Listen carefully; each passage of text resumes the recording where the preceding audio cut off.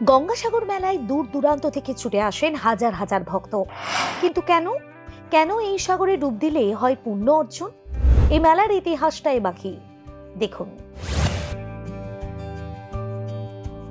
মকর সংক্রান্তি উপলক্ষে উত্তরপ্রদেশের প্রয়াগরাজে চলছে কুম্ভ মেলা। অন্যান্য বছরের তুলনায় এবারের মেলা একটু অন্যরকম, কারণ 144 বছর পর তৈরি হয়েছে এই বিরল যোগ, যার ফলে এবার কুম্ভ মেলা নয়, বরং প্রয়াগরাজে অনুষ্ঠিত হচ্ছে মহাকুম্ভ। কিন্তু তা বলে গঙ্গাসাগরে কমেনি পুণ্যার্থীদের ঢল। কথাতেই আছে, সব তীর্থ বারবার, গঙ্গাসাগর একবার। মকর সংক্রান্তির আগের দিন থেকে, অর্থাৎ চলতি সপ্তাহের সোমবার থেকে গঙ্গাসাগর মেলায় ভিড় জমেছে সাধু, সন্ন্যাসী এবং পুণ্যার্থীদের। উদ্দেশ্য একটাই, গঙ্গাসাগরে স্নান করে সমস্ত পাপ ধুয়ে মুছে ফেলা। কিন্তু জানেন কেন গঙ্গাসাগরে পালিত হয় এই মেলা? সম্পূর্ণটা জানতে হলে প্রথম থেকে শেষ পর্যন্ত দেখতে হবে আমাদের এই বিশেষ প্রতিবেদন। প্রতিবারের মতো এবারও দেশের বিভিন্ন প্রান্ত থেকে কয়েক লক্ষ মানুষ পুণ্য অর্জনের আশায় ভিড় জমিয়েছেন গঙ্গাসাগরের কপিলমুনি মন্দিরে। তারা বিশ্বাস করেন, সাগর সঙ্গমের পবিত্র জলে ডুব দিলে সমস্ত পাপ ধুয়ে মুছে যায়। এই বিশ্বাসে ভর করে প্রতি বছর লক্ষ লক্ষ মানুষ কপিলমুনির মন্দির দর্শন করেন। ভক্তদের বিশ্বাস, একজন ভক্ত সমস্ত তীর্থে গিয়ে যে পুণ্যফল পান, তা গঙ্গাসাগরের তীর্থে একবারেই পেয়ে যান। এই কারণে প্রচলিত রয়েছে, সব তীর্থ বারবার, গঙ্গাসাগর একবার।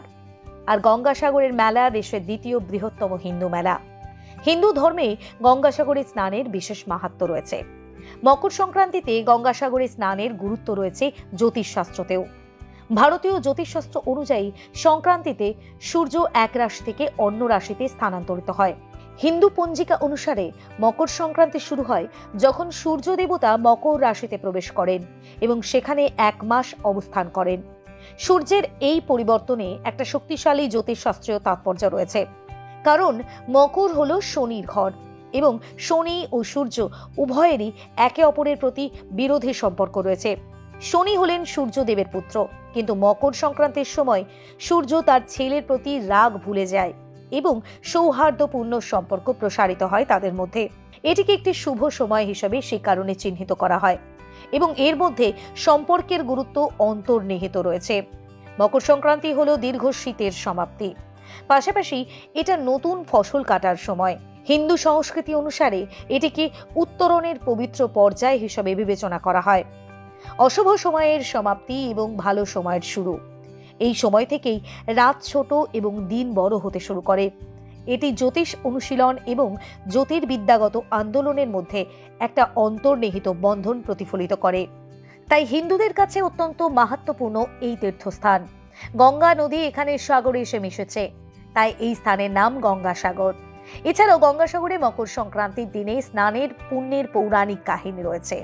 বিশ্বাস করা হয়, যেদিন শিবের চুল থেকে বের হয়ে পৃথিবীতে গঙ্গা প্রবাহিত হয়ে ঋষি কপিল মুনির আশ্রমে পৌঁছেছিলেন, সেই দিনটি ছিল মকর সংক্রান্তির দিন। গঙ্গাসাগরে কপিল মুনির মন্দির রয়েছে। কপিল মুনিকে ভগবান বিষ্ণুর অবতার বলে মনে করা হয়। কপিল মুনির সময়ে রাজা সাগর অশ্বমেধ যজ্ঞ করেন এবং যজ্ঞের ঘোড়াগুলি মুক্ত করেন। বিশ্বাস করা হতো যে এই ঘোড়াগুলো যে রাজ্যে যাবে, সেখানকার রাজাকে সাগর রাজার পরাধীনতা মেনে নিতে হবে। শুধু তাই নয়, সেই ঘোড়াকে রক্ষা করতে রাজা সাগর তার 60,000 পুত্রকে পাঠিয়েছিলেন। পৌরাণিক কাহিনী অনুযায়ী একদিন হঠাৎই ঘোড়া নিখোঁজ হওয়ায় সবাই চিন্তিত হয়ে পড়েন, যা পরে কপিল মুনির আশ্রমে পাওয়া যায়। রাজার ছেলেরা সেখানে গিয়ে কপিল মুনিকে কুকথা বলেন। এতে ক্ষুব্ধ হয়ে কপিল মুনি তার চোখের তীক্ষ্ণতায় সেই 60,000 পুত্রকে পুড়িয়ে ছাই করে দেন। বহু বছর ধরে রাজা সাগর কপিল মুনির অভিশাপ থেকে মুক্তি পাননি। সেই সময় রাজার সূর্যবংশের পরবর্তী বংশধর ভগীরথ কপিল মুনির আশ্রমে পৌঁছান এবং সেখানে গিয়ে তার কাছে ক্ষমা প্রার্থনা করেন। তিনি পিতৃপুরুষদের মুক্তির জন্য সমাধান চান। সেই সময় কপিল মুনি তাকে গঙ্গার জল থেকে মুক্তির উপায় বলেন। কপিল মুনির মতে রাজা ভগীরথ কঠিন তপস্যা করে গঙ্গাকে পৃথিবীতে নিয়ে আসেন। এরপরেই গঙ্গার পবিত্র জলে সাগর রাজার 60,000 পুত্রের আত্মা মুক্তি লাভ করে। রাজা ভগীরথের নাম অনুযায়ী গঙ্গার নাম হয় ভাগীরথী।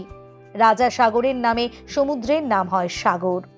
সমুদ্র এবং নদীর মধ্যবর্তী দ্বীপের নাম হয় সাগর দ্বীপ। ব্যুরো রিপোর্ট, প্রথম বাংলা।